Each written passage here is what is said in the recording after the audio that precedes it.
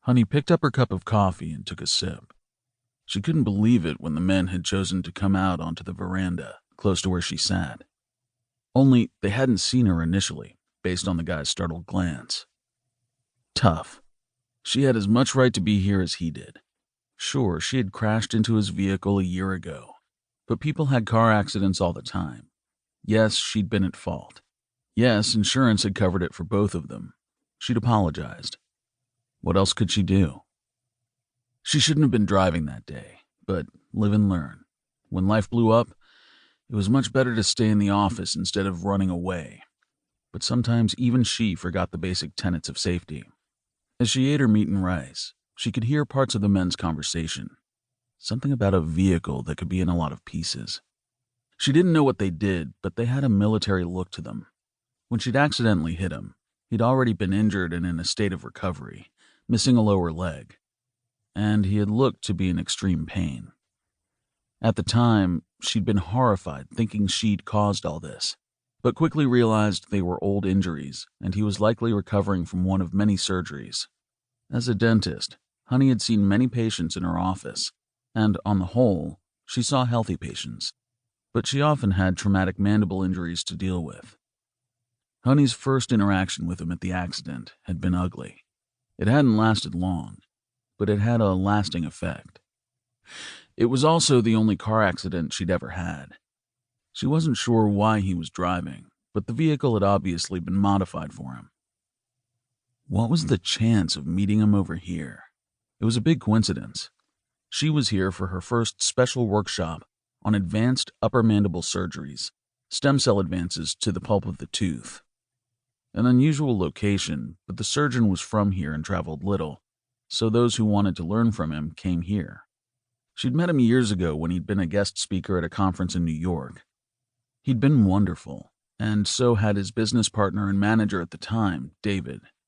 She'd kept up communications with him over the years. David was the organizer behind this special conference in Kabul, and a dentist as well.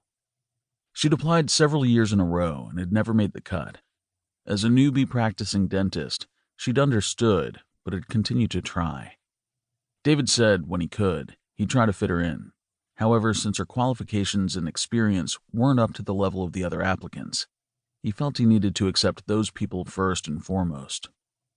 But over the years, the friendly communication had warmed considerably. Then yesterday he'd called her. Her shock had quickly given way to delight when he explained he had a cancellation, and no one else on his waiting list could make the trip on such short notice, and did she want the spot? Of course, there'd been more to it than that. Over the years, she'd mentioned her love of cutting-edge research, her friend Kat Greenwald's prosthetic design work, and Honey's own need to move forward, and just do more. When he'd offered her the open spot, he'd asked if she'd be coming alone, and she'd made a joke about there being no time for anyone else to come, and he'd chuckled and said he'd take good care of her, and he was looking forward to seeing her again. She'd been worried about the higher cost now to attend the conference, since she'd missed out on any early registration benefits. Plus, the flights were more expensive on such short notice, and the hotel no longer had rooms available at the cheaper rates most likely. But David had assured her that he'd figure it out. She should pay the deposit, and they could discuss it when she arrived. It was so David, generous and friendly. She'd almost screamed for joy when she ended her call. But she had so much to do and no time for happy theatrics. Now, why was he here? She racked her brain, trying to remember his name. Erick. She didn't know the two men with him, but recognized that one man, Cade, had an artificial hand. Maybe they were part of a group dealing with prosthetics, or they were kindred souls, dealing with life after major trauma and physical injury.